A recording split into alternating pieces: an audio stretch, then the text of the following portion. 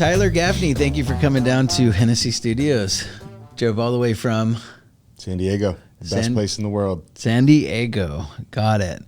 And you didn't drive. I didn't. I'm a big proponent of public transit. Did it all while I was at Stanford. Did it. My now wife, actually, when I was first signed in the NFL, we got back. We go visit Stanford, have a great time. I actually had booked like the Megabus many a times before I knew her. Yeah. And so, not that she was expecting anything, but I think she might have expected that we would drive or fly. And I'm like, nope, we're taking the bus from, it's like a 9-hour venture. And needless to say, that was our last time taking the Megabus on a 10-hour trip. So, but yeah, I love it. I just get to zone out, and I got 5-year-old and a 4-year-old boy. So sure. When you get some time to yourself to get some things done, or even just take a mental break, I'm all for it. Oh, that makes a lot of sense. You get a lot of work done, I guess. Yeah. No, my wife. So when we first met, we went on our first date. And I tried to take her to the Rio buffet, and because I didn't have a lot of money, right? And she was not having that. So it's the thought that counts, I thought. I had to splurge, right? So that's the same. That's my bus public transport story. I want to get into this because we had met in Kentucky. There's some pretty fascinating people on the bus. One was a World Series of Poker champion who has been a guest on the show. Yes. And another one had a Super Bowl ring. And I'm like looking around, and there's only one guy that looks like he has a Super Bowl ring on the bus with us, and it was Tyler, right? And then come to speaking with you, or I guess you really didn't have too much of a voice, but you lived a pretty you still are living a pretty fascinating life, huh? Yeah, it's funny that you say that, because I just in the car, we had a coffee date with my wife. I dropped the kids off, we go get coffee, and this is our time to just be with each other for 45 minutes before I left. And we were talking about just, I don't know, I think maybe someone on the radio or something said about the NFL, and I said, honestly, like, that happened, and it was so crazy, and it's a crazy lifestyle, and it's unrealistic for anybody to live through. And so, that's a whole nother conversation of why people have problems post NFL. But it feels like a dream. Like, I almost don't even feel like that happened. Like, of course I experienced it, but I've talked to plenty of guys, 50, 60 years old now, who played in the NFL for 10 plus years. And when they watch, Hard Knocks and really, advertised NFL media, they can't even believe that happened in their life. And that is all your life. And so for me, luckily enough, I played, 5.5-ish years. That's a pretty big percentage of my life where I only did one thing, and still, like, we went on duck boat tours, the Super Bowl parade out in Boston, which is insane, and I'm gonna definitely go the next time they win. But it's just, it feels like it went right by, and here we are now in our suburban Carlsbad home, having another phase, but is the best phase. Yeah. The dad phase, the husband phase, right? Exactly right. So before we get into the family, because I certainly want to know a little bit, I'm a dad. My family is everything for me too. But I want to go back to the 7-year-old Tyler. Yeah. Right. Were you always just kind of naturally gifted with sports? Just anything you kind of played, you just kind of excelled at, or what? Yes. The short answer is yes. I definitely was gifted younger, and it stood out. I think part of it was my athleticism, but the other part of it was I matured faster. And so you can tell right away when you have, in 4th grade, there's a bunch of kids standing at 4 foot, and then there's a kid standing at 5 foot. Sure. I had the peach fuzz mustache in middle school. Like, I joke around that I've looked, I'm 31. I've looked 30 since I was 15. Yeah. Like, I haven't aged a day since I was 15, which it wasn't too helpful when I was 15, but I guess for buying beer. So I was the guy to do that. 7-year-old Tyler, realized really quickly that he liked winning.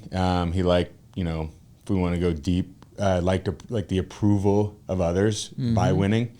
And I think that's pretty natural, but it became clear to me as I moved up and played older kids in different sports that being athletic or being gifted or whatever you want to call that wasn't going to get me to win. And so I started at a pretty young age of, I'd say 12, probably middle school, when I started like lifting weights, practicing more, working out, whatever, however you want to classify that. And so, but it was just play as many sports as I could and try to win at them all. And it didn't matter if it was racquetball and PE, track and PE, or, soccer, baseball, basketball. I didn't play football until high school. Really? And so it was, you learn how to win and the game within the game. And then that is fundamental for everything.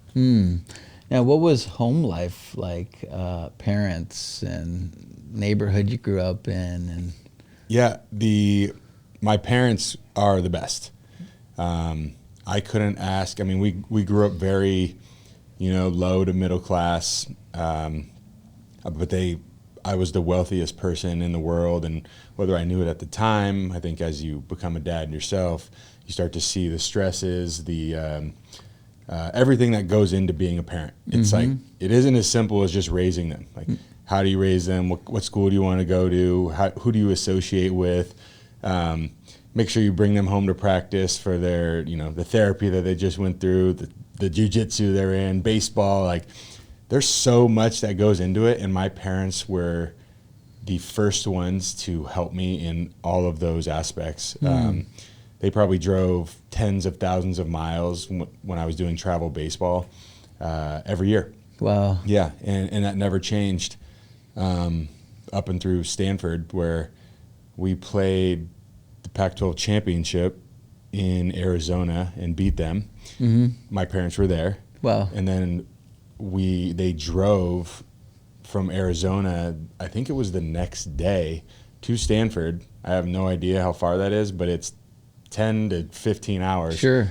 And they were there at my senior ceremony where I accepted like the awards and whatever, and then off to the Rose Bowl. Yeah, so it was like, and that was just what they did and who they were, and so they were the prime example of like just undevoted love.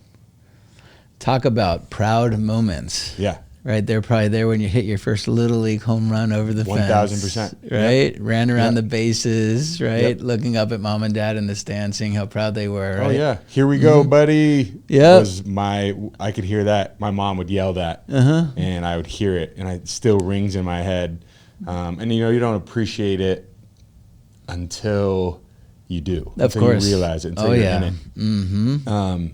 Yeah. One of my biggest regrets, actually, is at some point I told my parents, I kind of like hushed them and was like, "You're embarrassing me." Yeah. And it was super sad, like looking back on it, that I would say that, because all you want to do as a parent is like love. That's exactly right. And I've told them that since, like, I'm so sorry that I ever like did that, because I noticed they started being like quieter, and this is probably like when I was in college that I said this, maybe in high school, but they were just so proud, and it's not like they were like yelling and doing all this stuff. No, it was, my dad would say at like the Rio buffet, like, my son scored a touchdown today, to like the waiter. And I was so embarrassed that like, he would say something like that. And looking back on it, it was like just a super cool moment by a super cool dad. Yeah. Well, as parents, that's what we do, is we live vicariously through our kids, right? And you're doing it now. What did your mom and dad do for work? They were in, tech sales and tech distribution. And that's kind of how they met. One was selling, one was buying. Yeah. And then they developed that relationship. And Well, we're here. It's interesting because, not only did you kind of achieve the ultimate high and, like you said, Little League and, but as far as getting a good education and taking school seriously, right? Because Stanford is not community college of Southern Nevada, right? Yeah. And sometimes, like athletes are gifted with athletics, right? But maybe not gifted in the classroom. And it seems like you kind of had both of those skills, I guess. Gifted in the classroom is a stretch. For Okay. Sure. I worked for it. I Yeah. definitely was in terms of Stanford's grading schedule. I was barely in.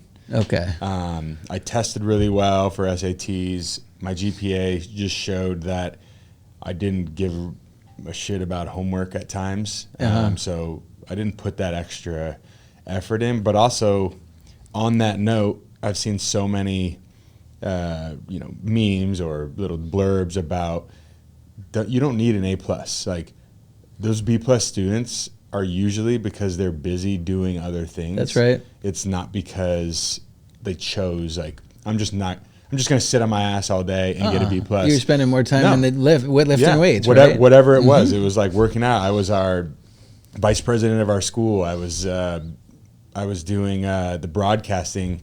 And so, like, I was doing other things, which actually got me into Stanford, was because I was doing everything rather than wasn't just an athlete and just a, barely made it educational class. So, it is tough. Then you go to Stanford and you just get wrecked.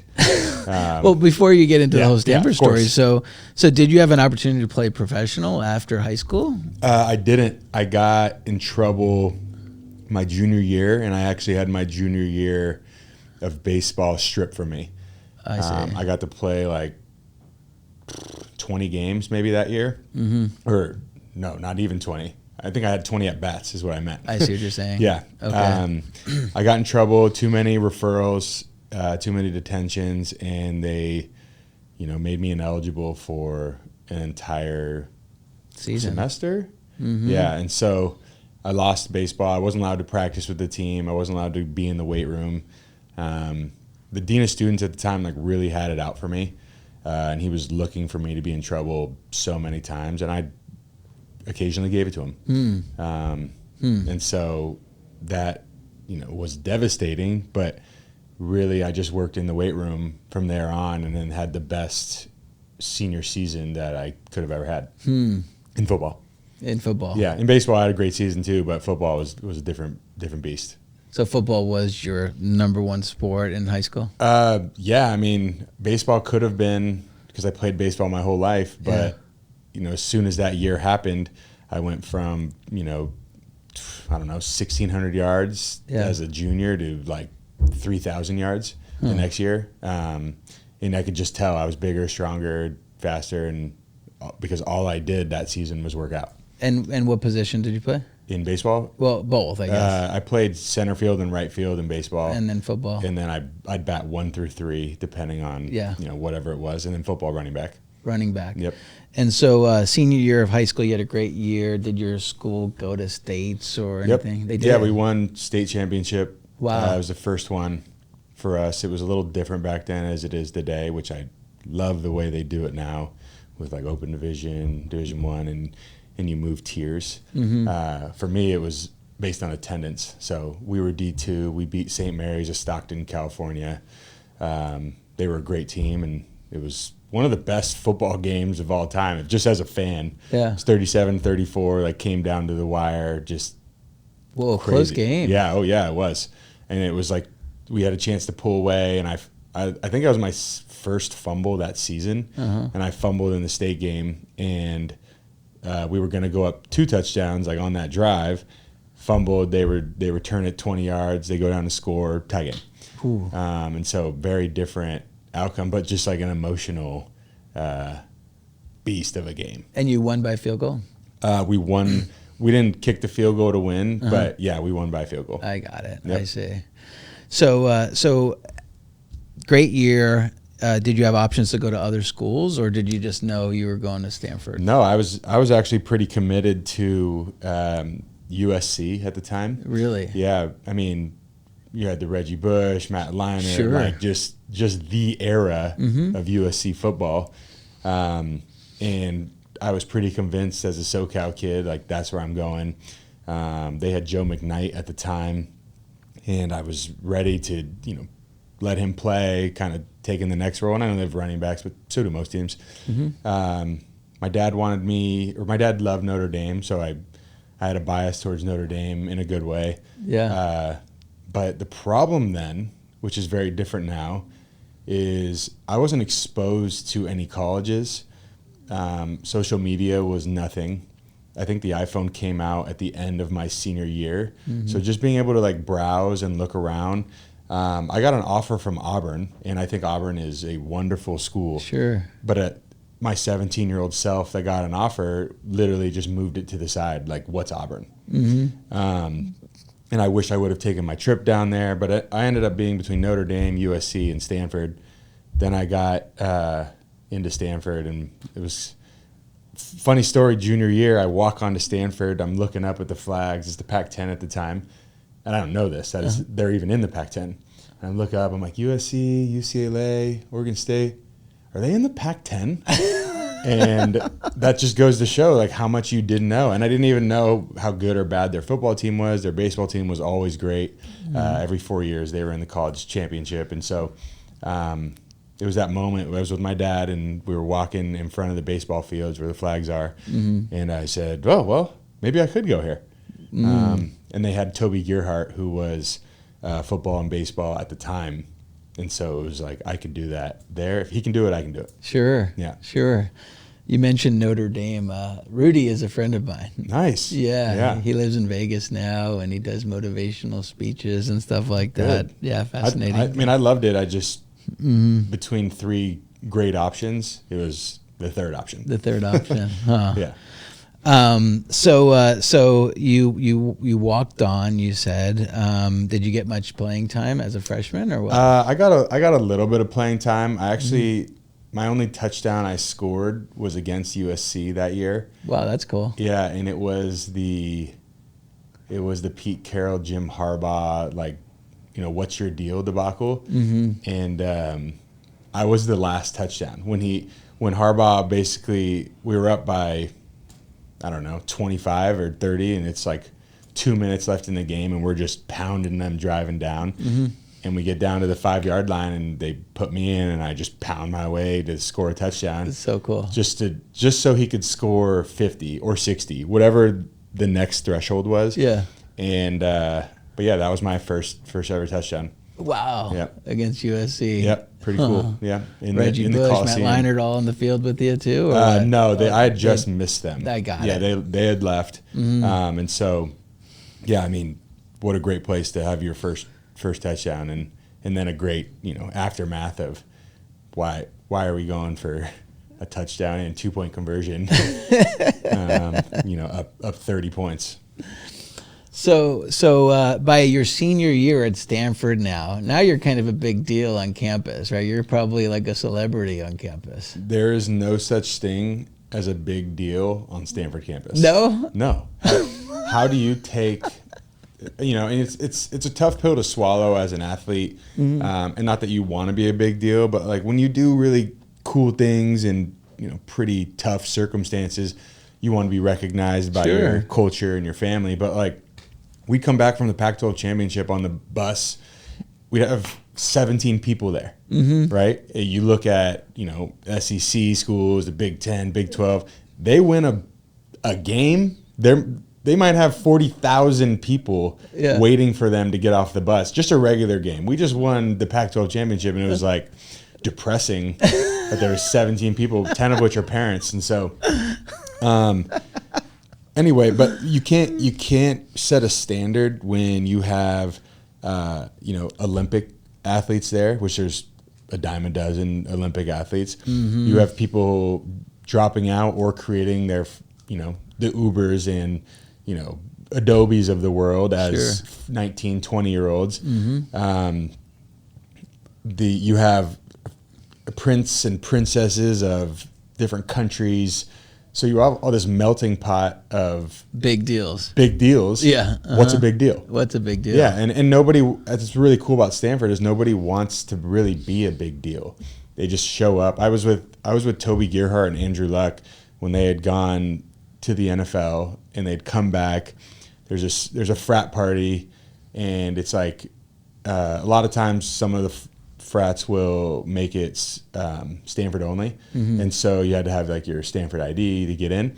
Toby Gerhart, Andrew Luck, both in the NFL, both first rounders, can't get in. Can't get into the party. No Stanford ID. Yeah, so it's like, they're just like, I don't really care, and had to find people to do that. But my God. At any other place in the world, those guys have a posse around them just following them around. Of course. Here they just walk up and can't get in a party. Oh my God. Wow. Yep. Huh, different world there, huh? Damn right. In a really cool way. And it's small. I mean, there's only 6,500 undergrad, so we're not exactly filling out any stadium with students. Like, half the students don't go. The other half bring their laptop and use the Wi-Fi. And then you have like 1,000 or 1,500 that like maybe really care. So outside of the sports side of it, like as far as the education at Stanford and the network of friends that you've built there, like what are some cool stories, like friends that went off to start big companies or whatever? Yeah, I think some really cool stories are, I just was in my buddy's wedding. His name's Jack Mossbacher. He went from writing a thesis and research in Jerusalem to New York theater, like making the Broadway circuit or trying to do that. Then he started his own band, which was going really well right up until COVID. And if you weren't established and had a cult following, you weren't going to make it in COVID, right? And so he starts his own venture group with two other guys, and they are crushing it. And that's just like one story. And so Sahil Bloom, if you haven't seen his Twitter threads, you're missing out on life at Sahil Bloom. He is one of the most intelligent people I know, but he'll listen.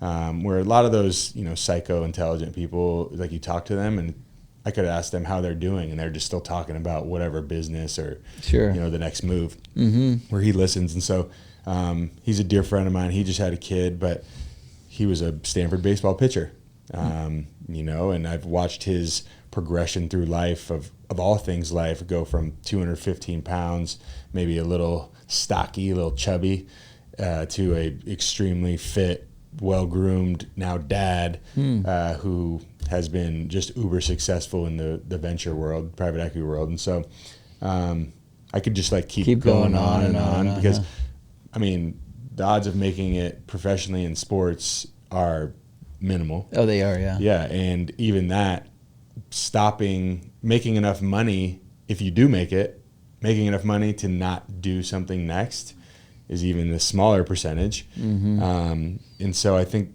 everybody who went to Stanford because sports wasn't the end. Yeah. Even if I had a 10-year career, like, what am I going to do from 34 to the rest of my life? Yeah. Well, it says here you're 31 years old and you're retired. Yeah, you know what I mean? Like, yeah, that's how I like to be incognito. Yeah. I'm retired from football. So you graduated from Stanford, and then you had an opportunity to play professional football, or did you get drafted, or did you have to walk on? Like, how did that all work out? When I was talking to you earlier, I don't know if it was recorded or not, about the dream, how it's felt like a dream. Yeah. So junior year comes around for baseball, and I'm like all Pac-12 or all Pac-10, whatever it was. I hit 330, 325, whatever, 2 years in a row. Okay. Freshman year, sophomore year, my numbers were so scary identical. I was like, it's eerie with the at-bats, the amount of doubles, the amount of triples, the amount of home runs. Like, it was the same. And so I got all this love from different MLB teams and telling me I'm going to be a high draft pick, yada, yada. And so my junior year comes around. We play in the we play in the Fiesta Bowl and lose for football. We play in the Fiesta Bowl and lose to Oklahoma State, and that was Brandon Whedon, who was 30 years old as a senior, and Justin Blackman, who was just insane in college. And so they beat us, and I really remembered like not playing as much as I originally thought I was going to. Like I had this whole game plan, the Wildcat, all these other plans for me, and I didn't play as much as I wanted, and I was selfishly like frustrated. Sure. I had a great season. Every time I touched the ball, I was averaging 7-8 yards, and so I was like, why am I not playing? Mm-hmm. So that emotion by 19, 20-year-old going into everybody telling me that I'm going to be drafted in the first 10 rounds, depending how good or bad I do, I slump my junior year. Like I slump, I'm not hitting well. My coach and I aren't having the best. He was just very old school mentality, and we're not having the best relationship in general. I'm slumping. He starts pulling me from games. Like I strike out to lead off the game, and I'm out. I'm on the bench. And so to have that, first off, hitting is impossible in general. Like if you hit 3 out of 10, you're a Hall of Famer. Exactly. If you hit 2 out of 10, you're not on a team. So somewhere in between there is greatness. And so with all that pressure of just trying to get a hit in general, if I get out, I might be on the bench. I ended up hitting like 250 that year. So all of those, now I'm in this predicament. Like I don't really want to go back to football because I'm frustrated with the situation there. I did not have a great year in baseball. I ended up getting drafted in like the 26th round. It was the new CBA, and so they didn't really know how to do the draft either because all the rounds were slotted now instead of like being able to pay different rounds, different money. Like if they picked up Tyler in the 26th round, they could have originally a year ago paid me $1 million, and there's no penalty. Now if you get paid more than $100K in round 10 on, it's a penalty towards the team. And so anyway, that being said, I'm leaving no matter what. So I went and played with the Pirates. Played short season, did really well, was captain in the minor leagues, had maybe self-proclaimed MVP of the team.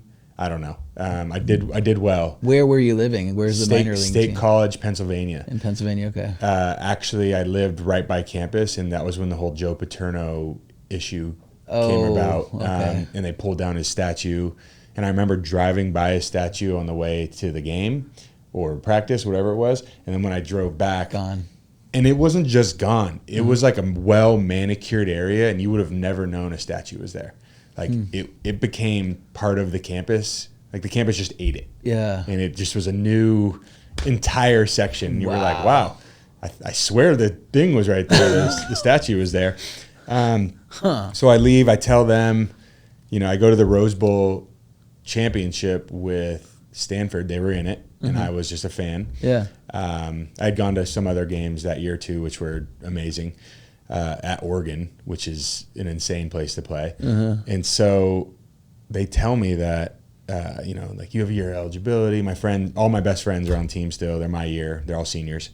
And they said, you could come back.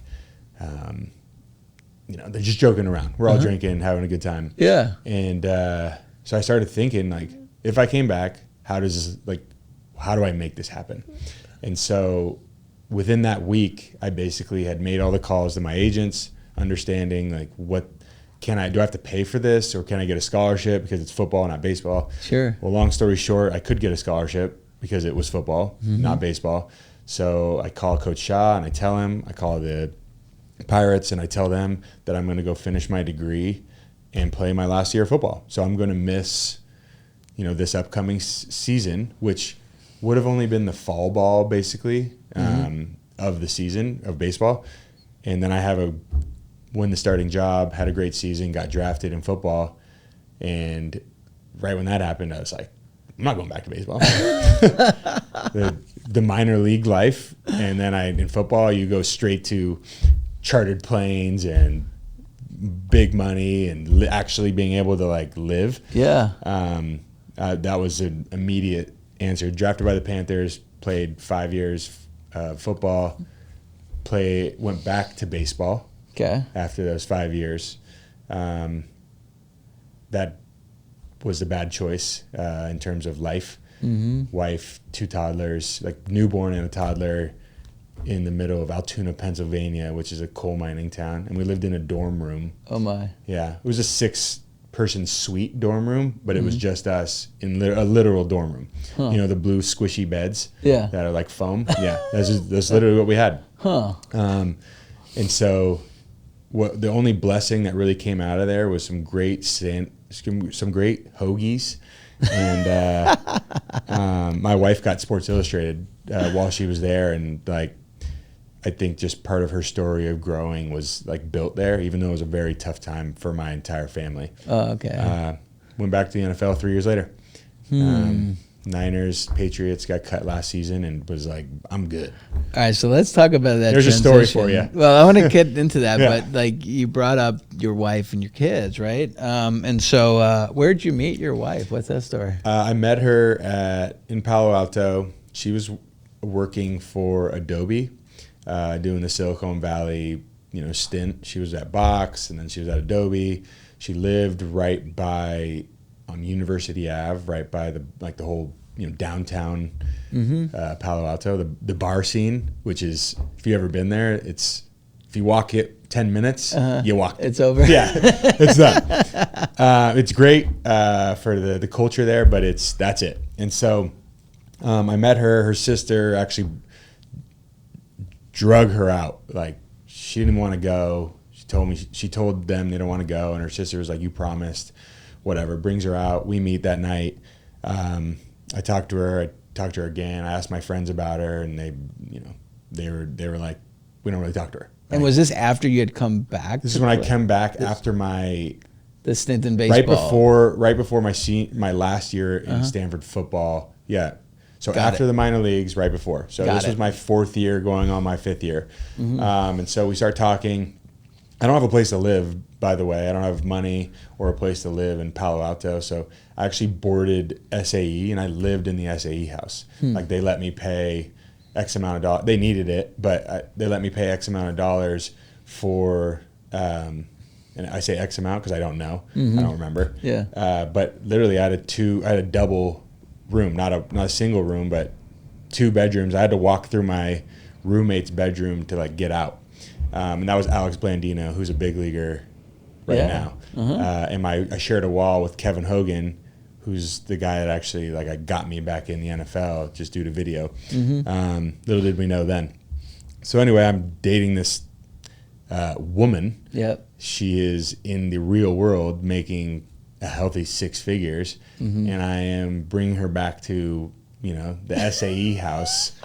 If she's coming to my side, that's where she's coming. And so, she was my sugar mama for the time being, because I had no money. I needed breakfast burritos, and we really fell in love quickly, and had the best time at Disneyland post Rose Bowl, and that's one of our favorite stories. And then here we are 10 years later. Yeah. Yep. Still happy, still in love. 10 years. And so did you get married quickly, or what? We did not get married quickly. Okay. Wouldn't be a great story if I did everything backwards. So thinking about getting married, ring, research, all that stuff. Pregnant with Jackson Jett, my first son. Okay. And I'm trying to think how old I was. I was probably 23 when I found out. Yeah. 24 when we had him. I just watched my parents, basically see other kids or, their son have a baby or get announced a baby, and they're so excited. Yeah. That was not the case for us. It was a very stale, dry room when my parents found out. And, I'm the first, so I'm also young, and we'd only been together for, 2.5 years or so, something like that. Found out in a middle of nowhere podunk McDonald's parking lot. because she was feeling really sick at my friend Sahil Bloom's like Thanksgiving party or something. And so we're driving back, pull over. And let me tell you what, when we found out, we had about 2 more hours of driving, and it was a long, quiet drive of what are we going to do? What are we going to do? Yeah, right. exactly. Yeah. You never know. It's your first one. We're not married. We don't know what's happening. She's newly moved out there. And so, we have Jackson. I end up proposing. Yeah, I end up proposing in between. I told her, once we have this kid, I want another kid. Yeah. So I want them close together. So that's where I'm at. Yeah. And so proposed, got pregnant again. And then we got married in a courthouse while she was 7 months pregnant. And our son was like jumping around. We had like a 20-year-old marry us or, whatever, officiant. Yeah. And my parents were there as witness, and my wife actually was laughing so hard. And just because you're pregnant, and I guess women that have experienced that, she like peed her pants a little bit. She okay sharing that story? Yeah. Well, she is now. She is now. No, I've heard her tell it a couple times. I mean, that's the reality of being a mom. I mean, if you've had kids, things go crazy. That's right. I mean, our kids are both 9.5 pounds.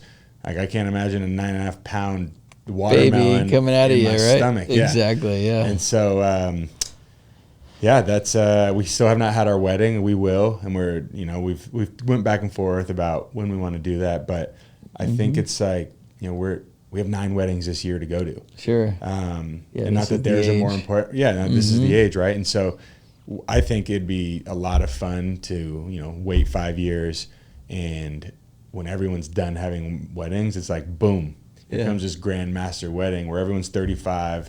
They hopefully have more money, more of their shit together, and we can really have like an extravagant but very intimate wedding, because I only want like 50 people there. Sure.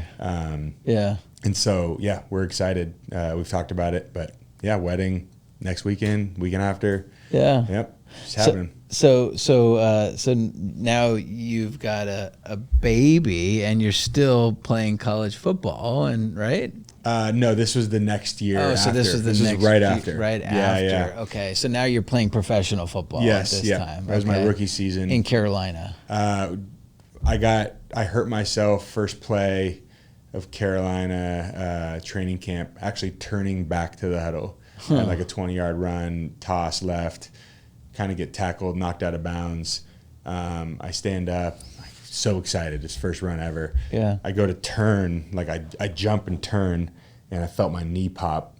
And I run back to the huddle, and I was like, that was weird, but you play football, shit's gonna pop.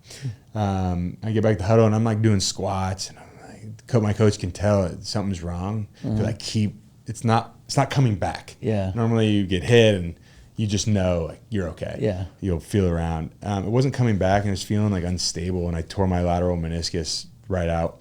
And that was kind of a plague of injuries that had started. I tore my lateral meniscus 3 times in my NFL career, all non-contact, all during practice, and just never been hurt before in my life, never had surgery. And then all of a sudden, here come 3 and 5 years really quickly.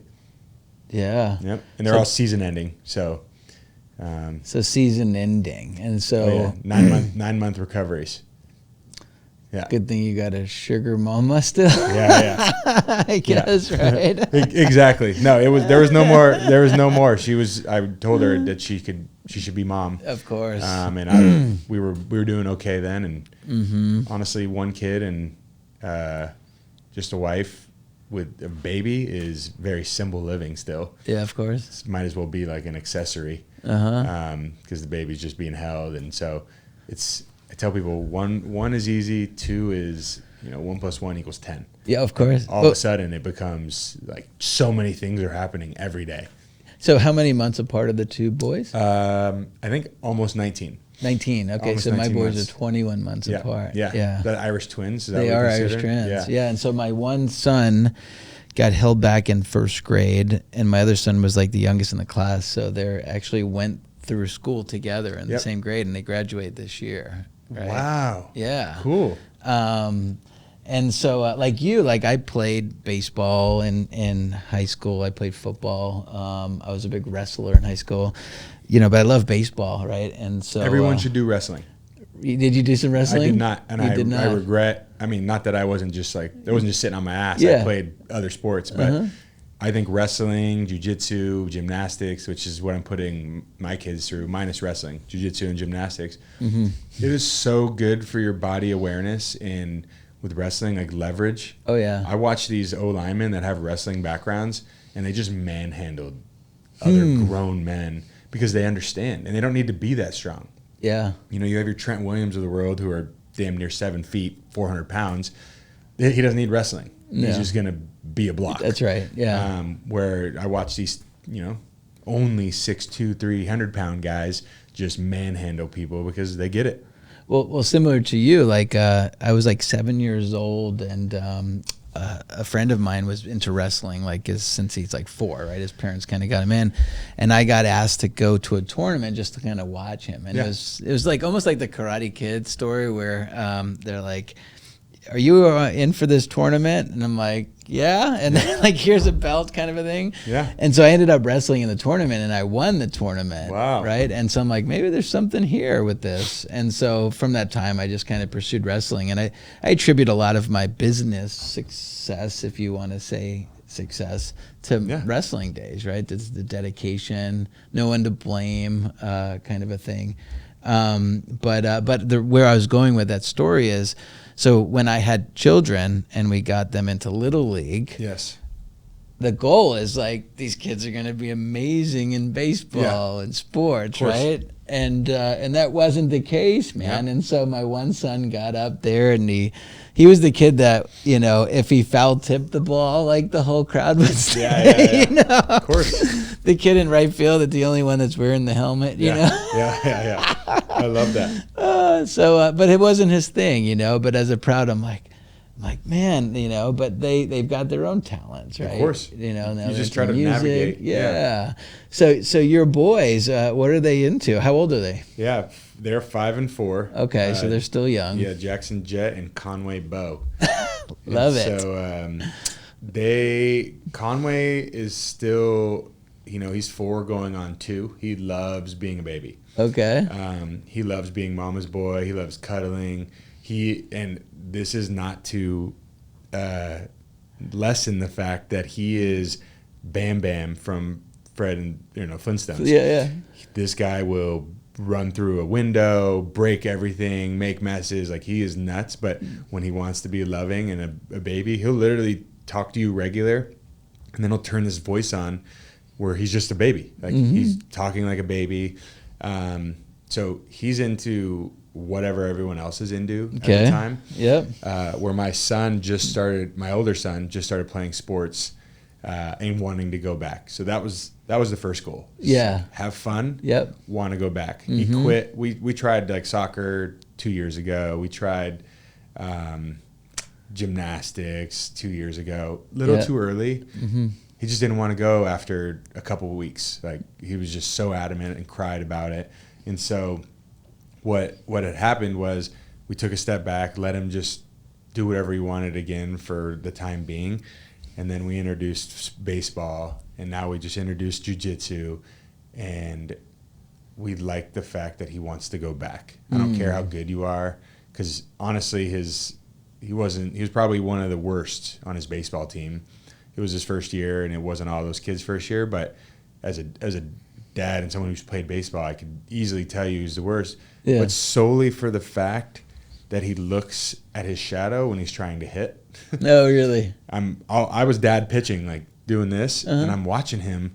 He's a lefty, and he's literally he's like looking at me, and then he starts looking down at his shadow, and he's like wiggling. And I'm like, you're never going to hit the ball if you're not looking at this right here. The ball. Yeah. And so, long story short, he's figured that out, and now he hits it, and a couple people have cheered for him, and I think it's that, I don't want to say drugs for a 5-year-old, but that is that's exactly confidence. What it is. Yeah, it's that confidence, it's that reassurance, it's that gratification. And same with jiu-jitsu now is, when he wins, a spar or like he does the right move, the coaches are really good at like reassuring them, but they're also good at, ripping some of the older kids' ass because it's like 6 to 12 or 6 to 10. Yeah. So these 10-year-olds who should be leaders are mouthing off or doing whatever, 10 push-ups, they yell at them. And my son gets to watch that because he's easily the youngest. It's for 6 to 10 and he's 5. Yeah. Yep. They don't listen to dad, right? I could yell at him and he just like cowers, where someone else yells at him. He's like, I'm going to do better. Like, you just keep yelling. Good. Yeah. Good. So the beauty now, I guess, from the bright side of being retired is you're there to see the games and stuff, right? Because most professional athletes are on the road, right? Yeah. Family is not, while they'd love to be at the games and stuff, that's their job, right? They've got to be on the plane, right? There's no off days, sick days, whatever you want to call it, from about July to December or January, and if you're on a good team through February, and so you miss anything during that schedule. I missed countless weddings, bachelor parties, events. I missed pretty like intimate events that I wish I could have been a part of, but there's no off days. You can't like call Bill Belichick and say, hey, I think I'm gonna be gone for 2 days for a bar mitzvah. Yeah, for a bar mitzvah. He would say okay, and someone else would be on the team, and I'd be done playing. Yeah. I think it's tough for a professional athlete. I don't know how baseball guys do it. Yeah. I mean, they got 160 games in like 180 days, and they're on the road all the time. Football's a little more 9 to 5-ish. There's no day off, but it is just Monday through Friday, more or less 9 to 5, and then it's more like 7 to 6, but then you have a game on the weekend and back at it. Yeah. So it's a little more manageable in my opinion. Yeah. But Bill Belichick, right? Because we didn't really talk about that. So you had a chance to go back and play for New England? You kind of just tried out? Yeah, that's exactly what happens. You go through tryouts. I tried out with the Texans, tried out with, who else did I try out with? With a wife and one kid at the time? When the second time I went back to the NFL, I already had both my kids. You had both kids, okay. Yeah. The first time I was in the NFL, she was pregnant with the second one when I actually got released from the Patriots after 3 years. And then I ended up being on the Jaguars. But I had tryouts then. And so at the time it was the Redskins, now the Washington football team, and now the Commanders? I think so, yeah. Right? Yeah, okay. Yeah. So did the tryout. You fly out. With COVID, it was a 5-day lead time, which was awful. You just sit in a hotel room for 5 days. You could quarantine and get tested every day. But without COVID, you fly out and you're literally, you land, you go to bed, and you wake up at 6 a.m. and you're on the field sprinting. I mean, they're full evaluation, like what you see on the combine kind of, but it's only 4 players. Yeah. Sometimes it's your other position, and you're just competing with these guys. And so it's a stressful situation for sure. And no one hears about it because they try guys out every single day. Every team does. There's 4 or 5 guys every day trying out. What gave you the motivation to want to go back and do that again? Honestly, unfinished business. Yeah. I think that I ran routes for Kevin Hogan, who I alluded to earlier, so he could send his film in for being a quarterback during COVID. Yeah. Because there was no in-person tryout, so you would just send video. And I was the receiver in his video. He asked me, and some teams saw it and were like, is he ready to play? Started getting tryouts. I sent in my own videos, and then ended up getting picked up by the Niners during COVID season when they were in Glendale. Okay. And which is a bizarre experience.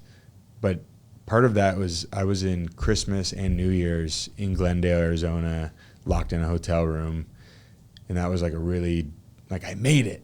you know, and now I'm just sitting in a hotel room. Surreal world. Yeah, right now, exactly. Right? And like, I'm not even in Santa Clara, which is where their headquarters are. I'm in Arizona. I'm not with my family. And I'm like, what? You know, that was the first little bug that got into me. It's like, is this worth it? Yeah. So 4 weeks later, I'd made it late in the season. So 4 weeks later, their season's over, no playoffs. I get, you know, 2 coaches tell me that can't wait to have me back, bring me in, personal meetings. John Lynch calls me 2 weeks later and is like, we got to release you. You know, we had someone come off COVID and it was an oversight, like COVID restriction or whatever it was. And so they released me. Back to the drawing board. Do I want to do this? I keep training. I'm training during COVID, running on concrete because, you know, don't want to run outside in parks. COVID might be there. Who knows? People were wearing like space suits. But it's definitely not in the middle of the street where my local policeman kicked me off the park and said I could run in the asphalt. I was like, yeah, that's going to go well. Just running routes and sprints on asphalt is. But why isn't the COVID here? Why is it only in that, you know, green grass area that's wide open? And so, I started training, and I said I came back to score touchdowns and help a team win. A couple teams go by, try out. Patriots bring me in. It's going really well, but I'm also battling that like bug away from my family for a month again. And what year was this now? This is 2021. This is last season. Recently. Yeah, this is last season during preseason. So I went through them with OTAs, training camp, and then day before the first preseason game, which is the worst time to get released, is when I got released because they had 2 safeties like pull their hamstring or whatever, and it was the 2 guys that was probably going to play in that first game. And they weren't going to have Devin McCourty, who's their captain for 12 years, play an entire preseason game. So they needed to bring them in. We have 6 running backs at the time. What I love about Bill is he's just very honest. There's really it's very dry, very honest. You're going to get exactly that. Whether you like it or not, it's just like, here's the deal. And I think that moment, I felt like a little relieved that my direction was like, do I keep going or am I done? And right then and there, I decided like I'm done. You're done. I want to be home. And when we say retired, like now I just get to do what I want to do. Sure. Different projects, different ventures, but mostly just being dad and being a husband. And, sure. You know, making up for lost time. It feels like, but you're just getting started. I've never felt fulfilled, whether it be like imposter syndrome that I've made up for any lost time. I'll go to Disneyland all day, 7 a.m. to 9 p.m. And I'm like, that wasn't enough. Yeah, I didn't. And then the next day I have to send him to school early because I have a meeting. An hour early, and I'm like, I just throw him around like he's nothing. It's that battle. When you care, it's that battle. I love it. The family is everything. That's why I'm here. The family is everything. I learned that about you right away when we first met in Kentucky, and then watched your social media and stuff, and I was like, freaking like this guy. That's cool, man. Not anybody, but like there's so many people who have successful businesses. So like, what differentiates you? And it's usually, I just say it's the North Star, and that is so, there's a multitude of things that equal a North Star, but when you have that, it takes all of them to get there. Sure. Well, thank you. I'm honored. Of course. I really am. I didn't know that. So thanks for sharing.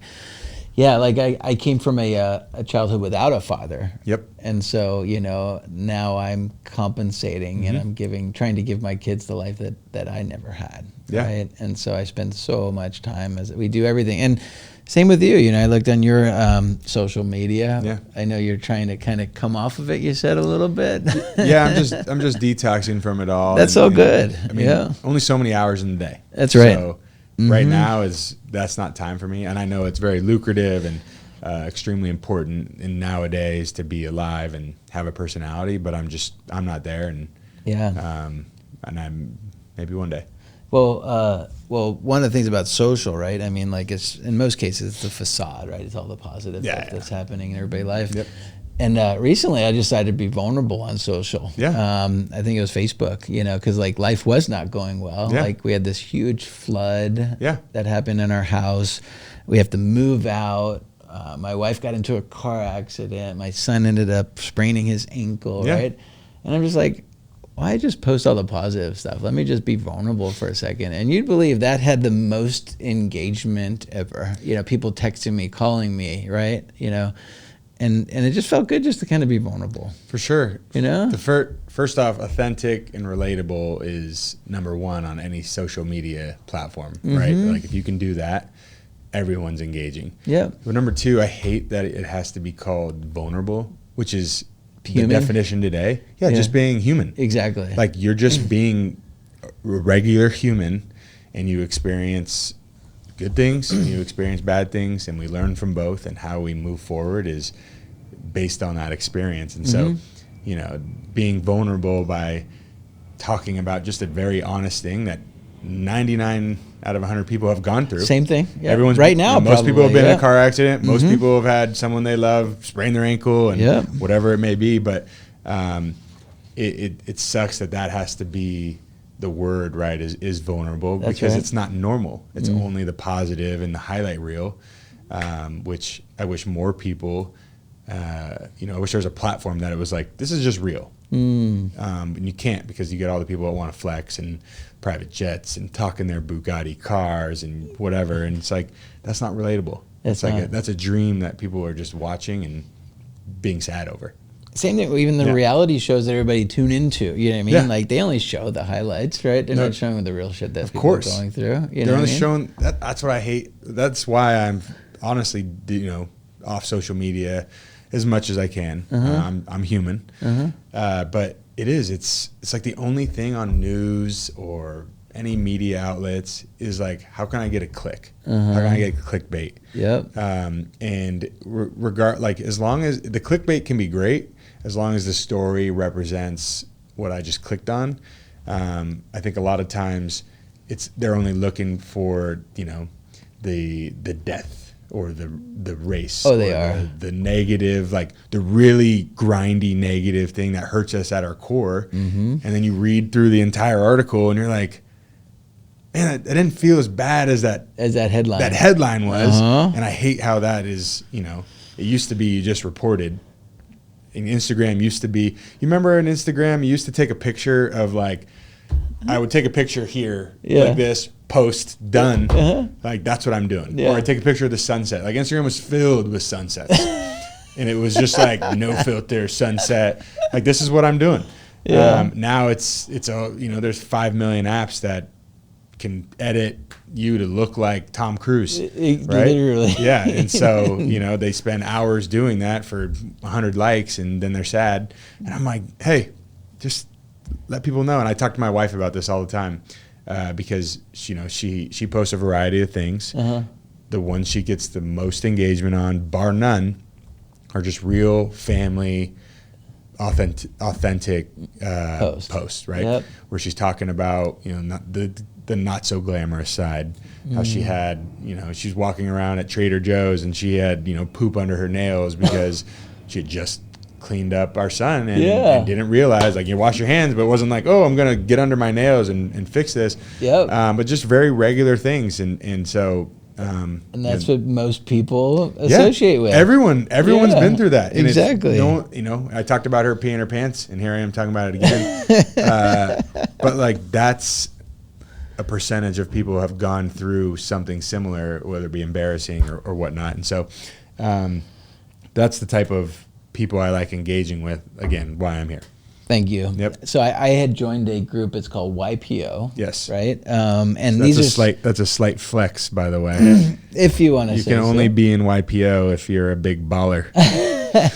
Well, there's a lot of big ballers in YPO. Some of which are way bigger ballers than I think I'll ever be. And so it's really, you go through this vigorous, like, first of all, you got to try to qualify to get in. And then after you qualify, they got to like audit you to make sure that you're legit. True. Right. Yep. And then after that, then you got to go through one audition with one person. And if you pass that, then you got to go on to a group audition. Right. Yeah. And so I remember very clearly I'm on my group audition for YPO. And they say, hey, Jason, I'm so-and-so, I'm so-and-so, like 6 people introduce themselves. So tell us a little bit about yourself, right? And I'm like, oh, okay, great. Well, Jason Hennessey, I'm an entrepreneur. I started an agency. I've got 160 employees. We're doing this much in revenue, blah, blah, blah, And I went on for about 7 minutes, right? And they're like, literally, this is what they said. Okay, that's great. Can you tell us the non-Facebook version of your life? Yeah. And I'm just like... I didn't prepare for that.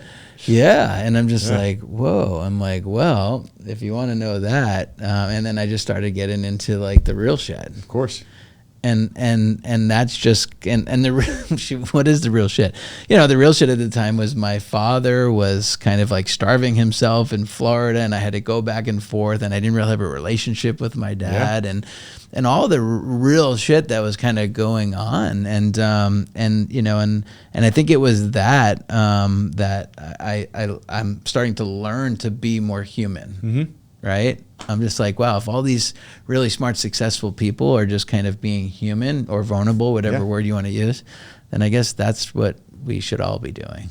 No doubt. I mean, it works even in business. Like, you're not the only person that has built a great SEO business. And so when someone's choosing, they're picking between 0.001% of who's better. It's like, who do I want to work with? That's right. Who do I want to be around all the time? And a lot of times you'll take, if you were less than the other guy, but you were way better to be around and more human, they're going to pick you. That's right. That's why sales guys are always the chatty, smooth, sometimes douche, but they know how to talk and have a good time, and that's what people want to be around. Yeah. Amen. So what keeps you busy these days? What does a day in the life look like for you today? Yeah, I have a lot of projects rolling on, typically things I want to do. I told you I'm heading to Oakland later today to shoot the actual first athlete shots of an athlete-to-athlete coaching app. And so we're filming like the 120 most common workouts, warm-ups, whatever it may be, so that when coaches go on here to fill their workout, if they're a coach or if an athlete goes on there, they can just click from the repository rather than like have to film it themselves or whatnot. And so I think it's really important to get an athlete's perspective, but also these athletes are going to be able to monetize their business so well because they're going to work out no matter what. So like, how do we capture that? How do we build those programs for you? And that's all moving forward. I think the really cool aspect is every single city in America, in the world, has 100 locally famous athletes that went to that high school, went on to college, did great things, and then maybe stopped because they couldn't go on to the next level or professionally didn't make sense financially. And so how can we change the fact that geographically you are not there, but there are 10,000, 1,000, whatever the amount of athletes that know about you in that town. You're on the Hall of Fame for your high school. Like, sure. They definitely know you. How can we monetize those athletes? It's easy if I put Jerry Rice up on TV or any insert Hall of Famer. They're gonna get athletes to follow their program. But when you hear somebody you haven't heard about, but he's from Bozeman, Montana, and he was the best linebacker to ever come out of Bozeman, people in Bozeman are going to follow that. So that's ultimately what we're creating out there. And then really big into IoT, Web3 space, really learning right now. Iterating probably 25%, but learning majority, because I don't think there's an answer yet, but there's a wave coming, and it's a massive massive wave, in my opinion, of all things Web3, crypto, mining, IoT devices, blockchain. And so I just take an hour, 2 hours a day to learn, whether I listen to people, whether I read things, whether I just dive in on a web or a technology that's already doing it and just like go through their website. Sure. And so being able to create in there and be on the forefront of that is really important. I think it was the whole, .com. Nobody knew what that was going to entail. Pets.com failed, right? Oh, yeah. You definitely know that story because it was just the wrong time. And so I want to be on the forefront of this happening.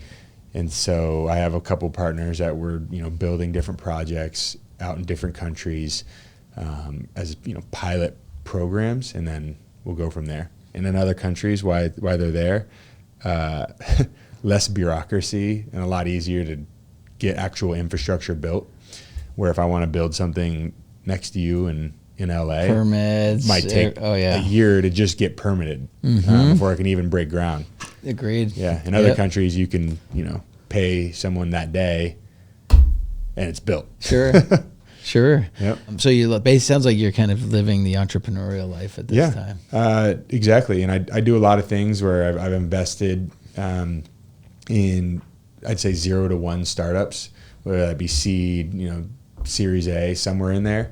I find usually in the e-commerce space because I'd built an e-commerce brand, so I understand that mentality. But for me, as you talked about wrestling, there's like fundamentals you learn about things, and for me it was taking complex information and making them simple. And that applied in sports, but that also applies in business. And so when we're trying to problem solve for things, I can take that situation and be like, okay, well, this is the first brick we have to put down to get to that Empire State Building or whatever it is. And so operations and marketing is like where I lean on, but I love wearing multiple hats and helping out in all regards, going from, marketing to operations to I'm in there with a screwdriver building a mining device. Helium was the one I'm talking about. And so, I'm having to put the router in, it's not working. How do I do this? How do we put a fan in there so it doesn't overheat? Cause it's going to be up high in Latin America during whatever. And so like we're doing that too. And that is not like, I know how to build. I definitely don't. I mean, I know how to build. I really know how to build kids' toys really well. Fastest kids' toy builder in the world. But so I just love learning and being a part of new things, and especially in that industry, whether it be sports tech or, all things Web3. Huh. And so, it sounds like you're, like you said, learning, which is good. Some stuff will be wildly successful, others won't, right? Exactly. And there's thousands of projects launched right now, thousands of NFT projects launched. 1% of them are going to be successful. So who's your no person? What do you mean? Who tells me no? Yeah, who tells you no?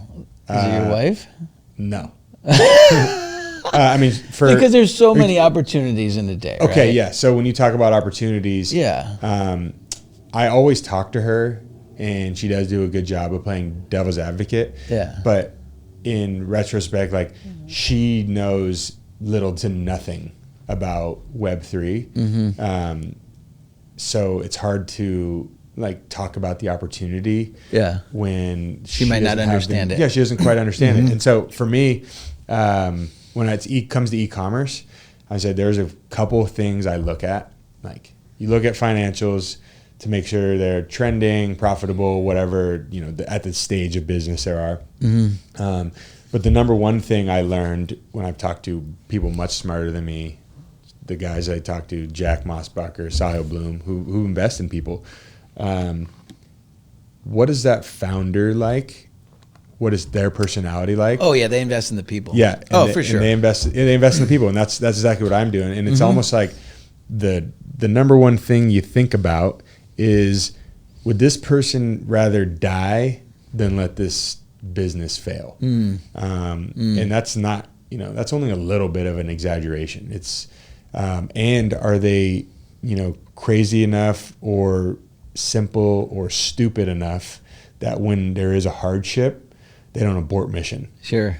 I know so many jackasses that own $50 million, $100 million businesses, and it should have failed 20 times along the way. But they were honestly too stupid to realize, they're in debt $2 million. This is failing. That's failing. Yeah. They just didn't understand the ramifications of that. But because they kept going and kept going, it's like something Tenacity. hit. And that works. But when you have, honestly, those, valedictorians, as soon as the time gets tough, they might pull out because they're in $100,000 debt, 12 months down the road, it looks like they're going to be in $1 million debt, whatever it is. And they understand that too well. Yeah. So they bail. Sure. So you're looking for like a mixture. Oh yeah. Of that, right? I saw a TED Talk recently. It was a woman. I can't remember her name. We'll include the link on this post. But it was a woman talking about, like, is it better to be bold or smart? Yeah. And she built an argument that it's better to be bold than to be smart. Yeah. Because what happens is when you're so smart, sometimes you think about all of the what ifs. Like, what if this goes wrong? What if that goes wrong? What if this? And you end up starting to talk yourself out of For sure. the opportunity. Whereas if you're bold, you just kind of just go. Yeah. You just kind of try to make it happen, right? And it was pretty fascinating. I never thought of it like that, right? Yeah. And for me, I've always been the bold person, right? And my secret to my success is hiring smart people. You need smart people. Do not discredit that. I'm not looking for a bunch of simple-minded jackasses to invest in. Exactly. And then I'm taking another look. Yes. Yeah. You're right. Smart man. Never be the smartest person in the room. No. I don't ever want to be. Right. And so when I said, who's your no person? So I've got a no person, and he's my COO of my organization, not just my one company, but my whole company. All of my companies. And so he's the one, because opportunities present themselves every day, right? Of course. You know what I mean? Yeah. And it's like, oh, this is great. This could be the next big thing. But, sometimes they just become either distractions or just more time away from your family, right? Yeah, no doubt. You only have so many hours in the day. I completely agree. So, but it's nice to have that no person in your life. And he overanalyzes a lot of things, and MIT grad with a Kellogg MBA. For sure. Just went on Jeopardy, won the game.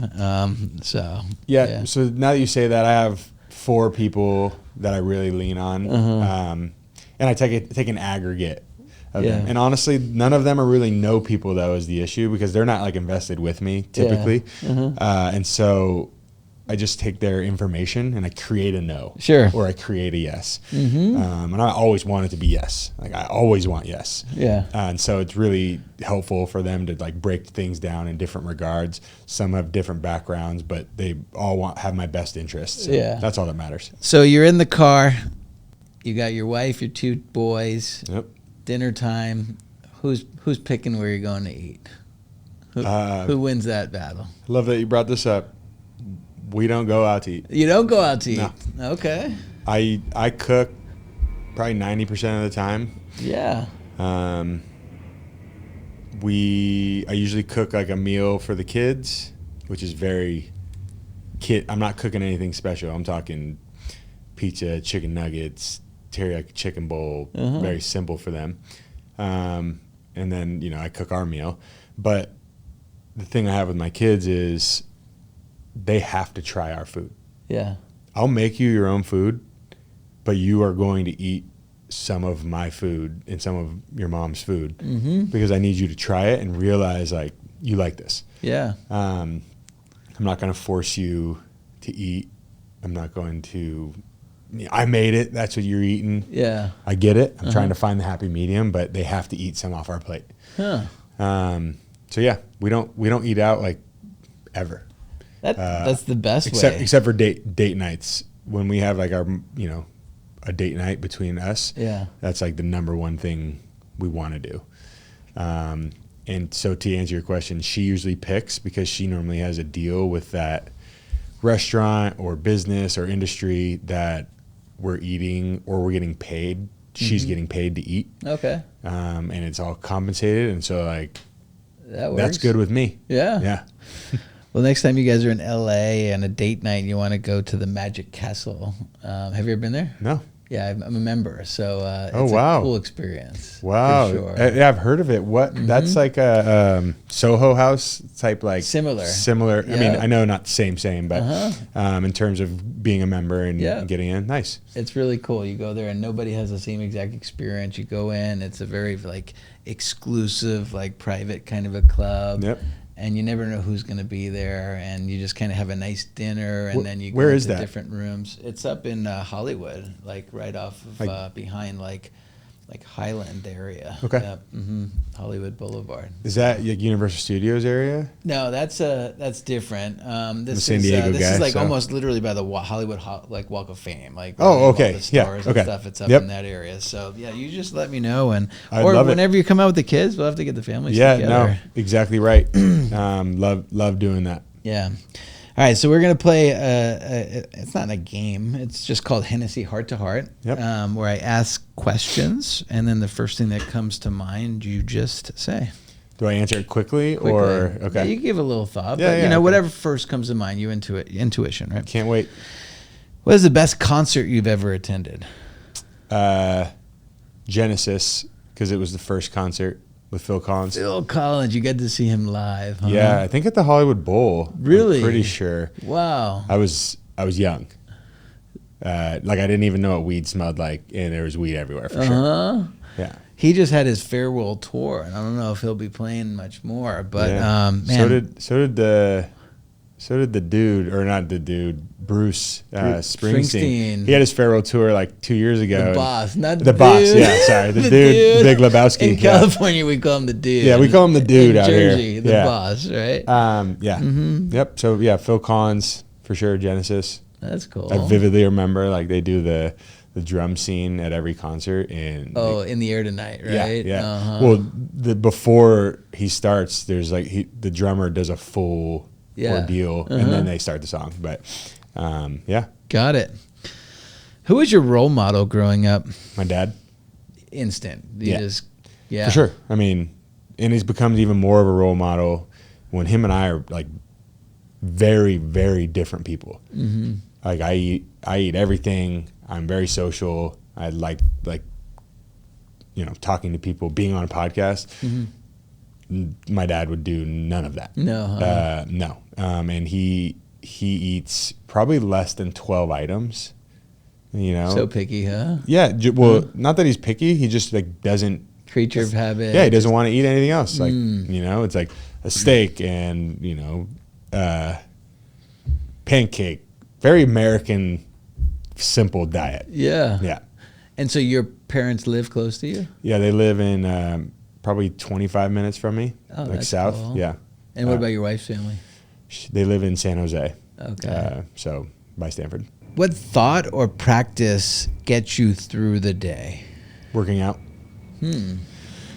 Working out is my wife could tell you easily by how I'm acting at around 1 to 2 p.m. if I've worked out that day. Oh, wow. 1,000%. And I know too. I like need it for my brain to turn on. Like when we talk about coffee, I still chug coffee. But I need a workout to have like clarity and to emotionally like be stable for that day. Not that I'm unstable, but I'm like a little snippier. It's kind of like you're hangry is how I would describe it. But I'm just hangry for the rest of the day until I've worked out. So, a side note, we were at Kentucky at a dinner, and they did a push-up contest, and there's like fit people there, right? And one of the trucker guys was massive. Like I thought he was definitely going to win. He was like a bodybuilder. And he gets up there, and there's like, I don't know, starts out at like 12 people and 6 people and 4. And I'm like, my money is on Tyler for sure. And sure enough, you were not going to give up. No. Huh? Yeah, I was going to die before I was going to lose to. I thought it was going to be a bunch of lawyers up there, but it was kind of like the people who were invited. There was a couple of lawyers up there, but yeah, there was like an Iron Man up there. I thought that guy might win because he's 145 pounds. Exactly. That's great. But it like, seriously, that's like all mindset, right? For sure. Like when you're in there, like it's just like sometimes your mind is controlling your body, right? Even though your body's about to give up, but you're like, I'm not losing. No, mine. Right? I mean, all of those crazy psychos that you can follow, the David Goggins of the world, like they'll tell you every time that we quit, 60% or whatever the percentage is before we're done. You're supposed to, because everything in your body's telling you to quit. Like it sucks, it's cold, it hurts, I'm tired, but you're not done. Yeah. Just like when you're starving because you didn't eat for a day, you can actually live for 10 more days with no food. Exactly. It's not that big a deal. But pisses me off. I'm hungry though. I promise you. Speaking of food, what's a favorite food that you could never live without? Oh, that's a good question. Favorite food right off the back was sushi. Sushi, okay. Yeah. But live without, if I had to be like very particular, peanut butter. Ooh. Yep. Okay. I like make my own peanut butter on the regular. We joke around that if my kids were allergic to peanut butter, they might just go up for adoption. It would be a tough choice. Yeah, it would be a tough choice. That's a quote. Yeah. What's the most important lesson to teach a child? We tell our kids that you never give up. Never give up. Yep. And I think for a child, it's just so basic that you just never give up. And that goes with a lot of things. We have a lot of like dimensional sayings. Like you always clean up your mess. Right now when you're 4 and 5, it's like an actual toy mess. But when you're 10, 15, 20 years old, then you have like life messes.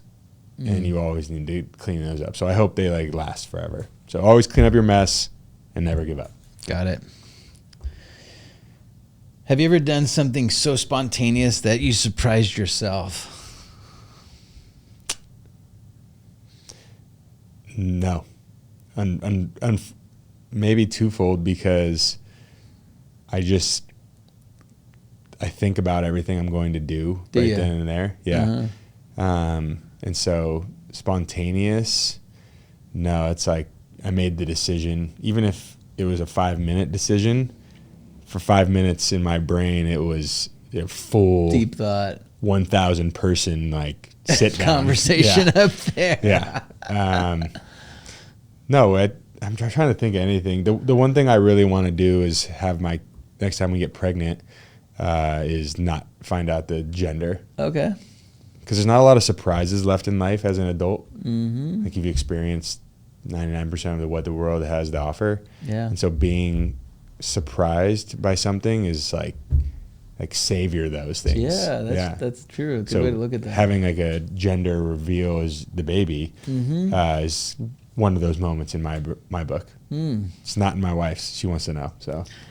So I live a completely spontaneous life. My wife and I got married after knowing each other for a month and a half. And wow. It was just April Fool's Day. I came home, said, let's go get married, and we did. And so 23 years later, 3 kids later, all kinds of... One time I was driving down the road, and I was doing sports betting at the time, and I had like $15,000 in cash on me at the time. And so I'm driving down the road, and there's this tree, the sign that says palm trees for sale. And so I pulled over. I'm like, this big palm tree would look amazing in my front yard. And I bought an $8,000 palm tree just because, right? Yeah. So, I just kind of sometimes, I guess I just live the spontaneous lifestyle. I envy that. Yeah. I think I'm industrialized or institutionalized because of sports that, this leads to that leads to this. True. I talked to my therapist about it, so I'm working on it. Hey. What makes you angry?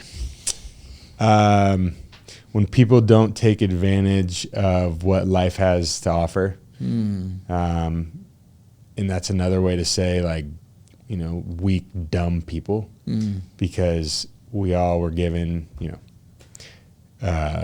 most of us were given 2 feet, 2 ears, 2 eyes, 2 hands, very similar opportunities. Yes, there are people that were ahead, whether it be because of their parents or whatnot. But I know thousands of people that were successful in a terrible upbringing, and I know thousands of jackass kids that came from wealth and they're not.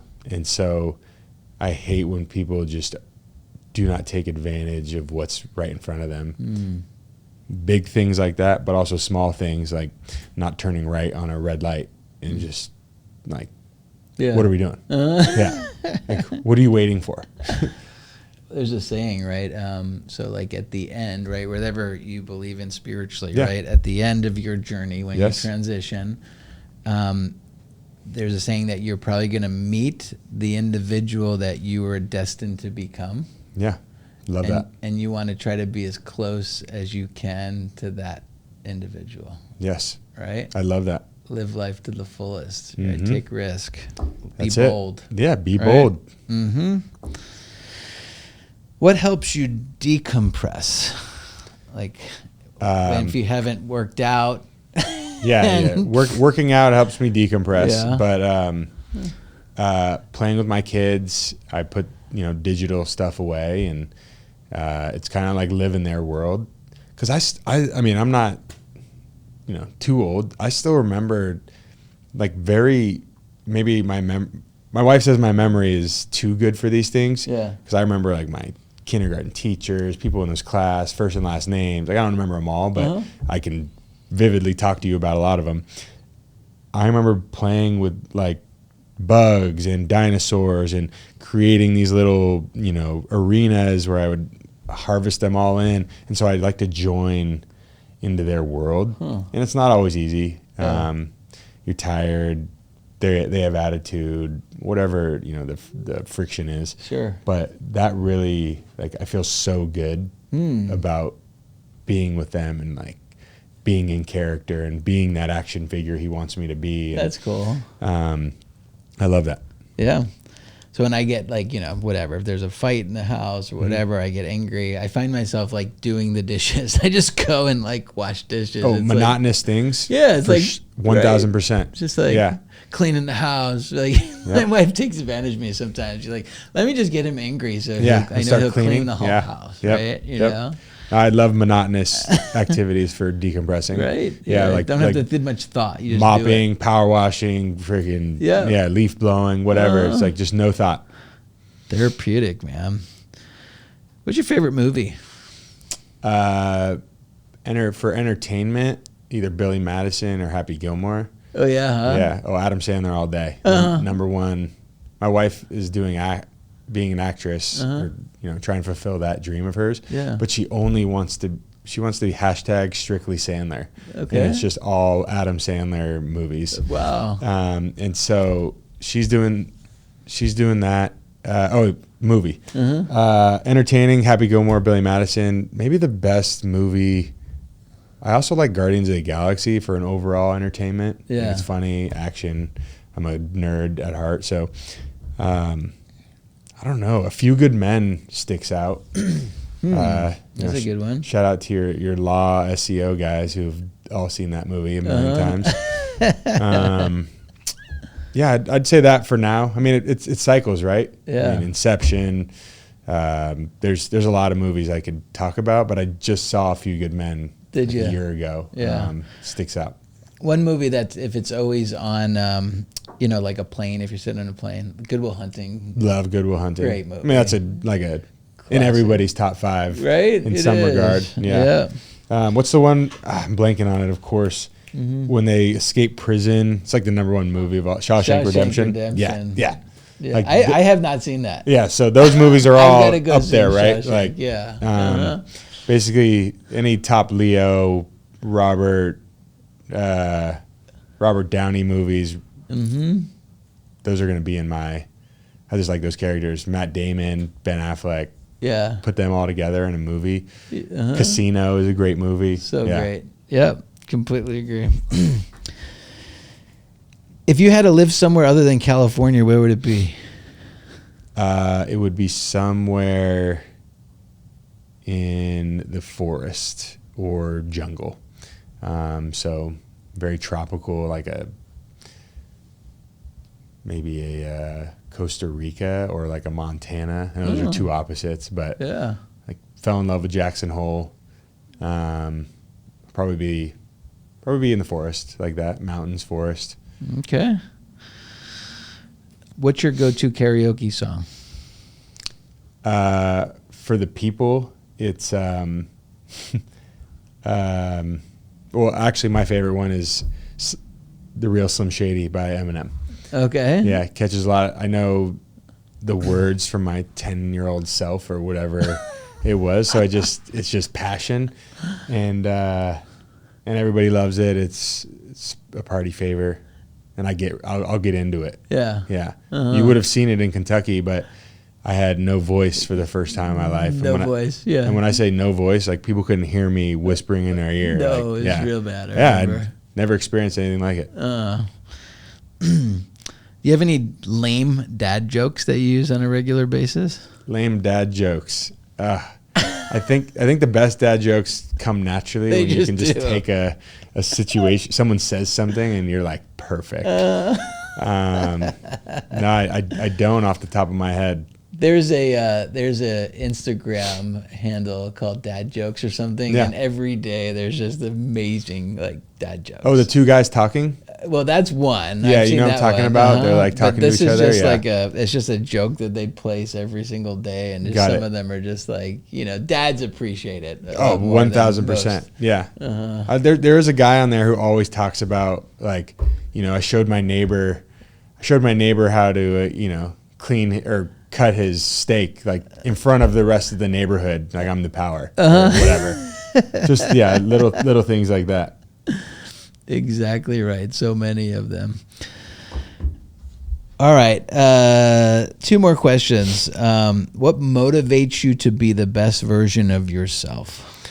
What motivates me to be the best version? Well, now my kids, like my family. Yeah. I try to be better for them every single day, and sometimes that's a lot for them because it's a lot for me. Yeah. And I know I'm not like easy to be around all the time just because I'm constantly like putting the pressure on, whether it be putting on you, whether I be putting the pressure on myself, but you can feel that being around me. So my friends, my family have both told me that, and Got it. And of all the things that you've done in your life, right, from, having children, going to Stanford, playing professional football and baseball, what's the one thing that you think your parents are most proud of you of? For the dad I've become, for just the man I am now. And I only know that. I know that because I think it, but I know it because they told me. And just the like life I've cultivated, which is a very normal, regular life. It's just the love and affection and inclusion of everybody that they really appreciate. And then one last question off the script here, but what was it like kind of playing ball with like Tom Brady? What was that like? Yeah. Tom and Bill are the best fundamental leaders in the world for very different reasons. Bill knows how to take anybody's strength in the room and formulate it into and use it and formulate it into the game plan. So if you're a pass rusher, like you're going to pass rush. He's not going to put you in pass coverage. If you're a run stopper, or if you're a man coverage guy, like those are the situations you're going to be in, and it doesn't need to be a surprise. Because if they're really good at it, then it doesn't matter. And then Tom, in a similar regard, he out for the last 20 years, like there's people that are better athletically than he was and better, in many regards of different things. But he just out behaves everyone. And what I mean by that is, number one, he's leading you by example. Like he's, meeting starts at 8 a.m. He's at 7:59 and he's jogging down the hall, so he's not 1 second late. I've been in plenty of locker rooms that the star players show up 10 minutes late. Yeah. And it's no big deal. And like once that happens, it's like the next star is kind of like, okay, I can show up a couple minutes late. I'm almost as good. Next star is a couple minutes late. Like, no, there's no games played in there. And Tom leads by example. He's a great human. He treats everyone really well. You would have never known who's a rookie, who's a 10-year vet. And so that's the reason both of them are successful. Is he the GOAT? Easily the GOAT. Easily. I mean, there's no questions about it. Yeah. And I know I'm a big advocate of, would he have survived in the game back then? Would other players have survived in the game back then? But also, would those players, there's a lot of players that wouldn't have survived in the game today. Like, it goes both ways. It was a very different game. Those 260-pound, dudes running their face through your face, like, they would just get run around. Like, these Tyreek Hills and these little running backs of the world now would just run around them, and they wouldn't be able to touch them.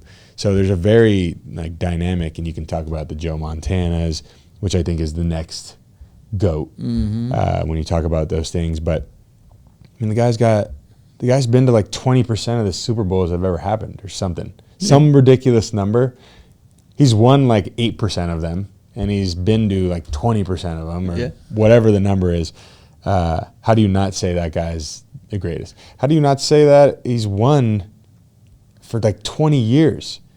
I remember I was my rookie year and I was listening to a song and I was like, this was like my high school, pump up song. Like, I love this song. We turn it up and Tom comes over while we're working out and he heard that and he was like, this was like my 4th year in the league. When this song came out. Tom is in the NFL right now longer than the rookies have been alive. Yeah. Which is just nuts to think about. And still plays at such a high level. Yeah.